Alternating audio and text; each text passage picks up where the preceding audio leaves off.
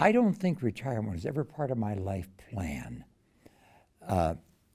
People in the world of financial planning insisted that it be for some reason or another, and tried to convince me. And the last church that I served for 16 years, a wise man in the congregation of some financial substance talked to the board and said, part of our pastor's salary we should increase for a benefit program, because the ministerial retirement program isn't that good. And I had not had a working spouse, so there weren't other pension programs to go on.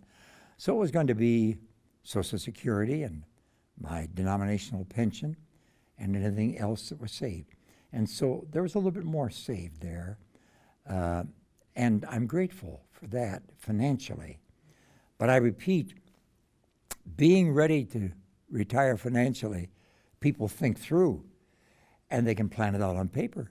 And they can say, X number of years will take X number of dollars. Who can say X number of experiences will take X amount of grace, compassion, patience, and courage? And how do you in the world ever store up enough for that? So I didn't have that kind of thinking in mind.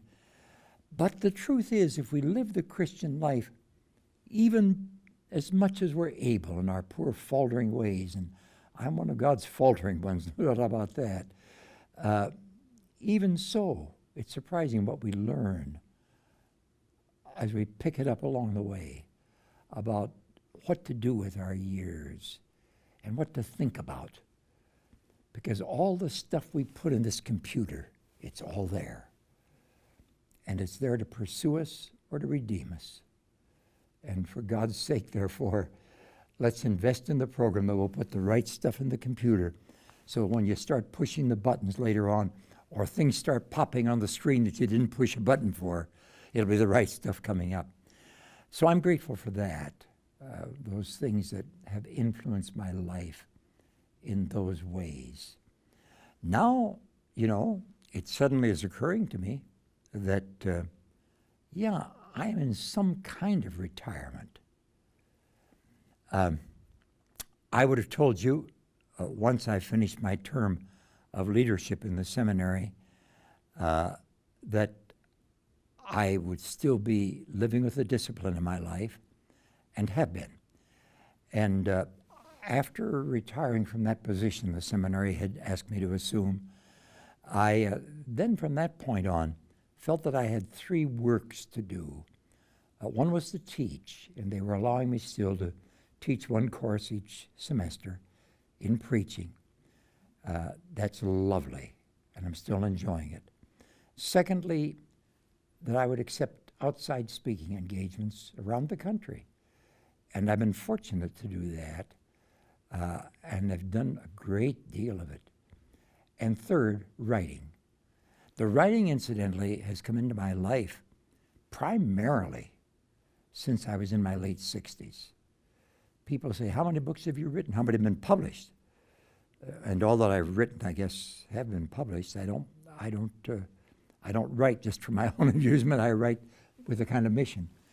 But over 50 books, but they've happened since I was in my late 60s primarily. And I have any number now that I'd still like to write. Well, anyway, so I get up in the morning at a certain time, and I go to my desk at a certain time. If it's a day of coming out to the seminary, I come out for the portions of the day to do that.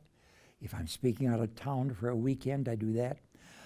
I am coming to a place where I know I have to cut back on the traveling around the country preaching. And this is a hard concession to make, because, bless you, there's still a boy evangelist in me that feels good to get up there and preach the word. What I dreamed of doing when I saw Billy Sunday when I was a little boy, I said Billy Sunday, not Billy Graham. When I saw Billy Sunday, that's who I was going to be. I was going to be an evangelist. And I haven't lost that fire to go out in that fashion and be in a church for a weekend. But I'm going to have to give that up.